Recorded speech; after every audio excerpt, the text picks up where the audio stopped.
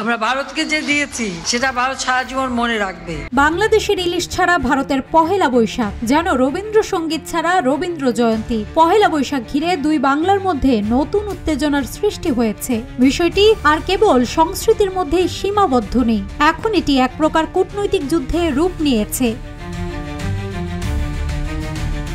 বাংলাদেশ সরকার এবারও পহেলা বৈশাখ উপলক্ষে ভারতের ইলিশ রপ্তানি না করার সিদ্ধান্ত নিয়েছে। এই ঘোষণার পরই পশ্চিমবঙ্গ সহ ভারতের বিভিন্ন রাজ্যে রাজনৈতিক মহলে উত্তেজনা ছড়িয়ে পড়েছে। ভারতীয় মিডিয়ায় এ নিয়ে ব্যাপক আলোচনা শুরু হয়েছে। পশ্চিমবঙ্গের মুখ্যমন্ত্রী মমতা বন্দ্যোপাধ্যায় এই সিদ্ধান্তকে বাংলাদেশের একপেশে মনোভাব বলে মন্তব্য করেছেন।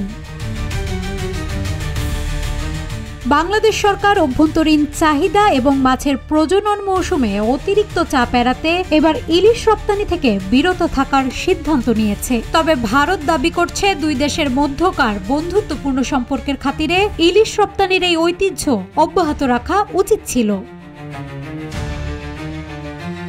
ভারতের পররাষ্ট্র মন্ত্রণালয় এ নিয়ে আনুষ্ঠানিকভাবে উদ্বেগ জানিয়েছে এবং বাংলাদেশের প্রতি অনুরোধ জানিয়েছে সিদ্ধান্ত পুনর্বিবেচনার। ঢাকায় নিযুক্ত ভারতীয় হাই কমিশনার ইতোমধ্যেই পররাষ্ট্র মন্ত্রণালয়ে সাক্ষাৎ করেছেন।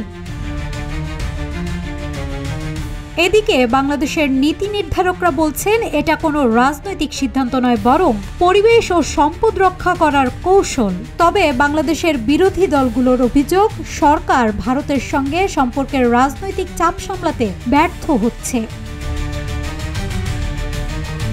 সামাজিক যোগাযোগ মাধ্যমে দুই দেশের ব্যবহারকারীদের মধ্যে তীব্র বাকবিতণ্ডা চলছে। কেউ বলছে ইলিশ কি বন্ধুত্বের শর্ত, আবার কেউ কটাক্ষ করছে ইলিশ ছাড়া বর্ষবরণ, এটা কি পহেলা বৈশাখ না মাংস ভাত দিবস।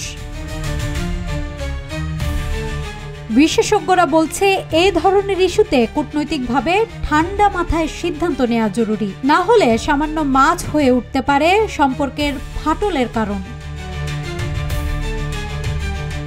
ভারতের কিছু জনপ্রিয় সংবাদ মাধ্যমে শিরোনাম হয়েছে ইলিশ ছাড়া বর্ষবরণ, বাংলাদেশ কি বার্তা দিচ্ছে মোদিকে। বাংলাদেশের সামাজিক যোগাযোগ মাধ্যমেও বিষয়টি নিয়ে চলছে তুমুল আলোচনা। অনেকেই বলছেন ভারত যদি আমাদের নদীর পানি আটকে রাখতে পারে, আমরা কেন আমাদের মাছ দিতে বাধ্য।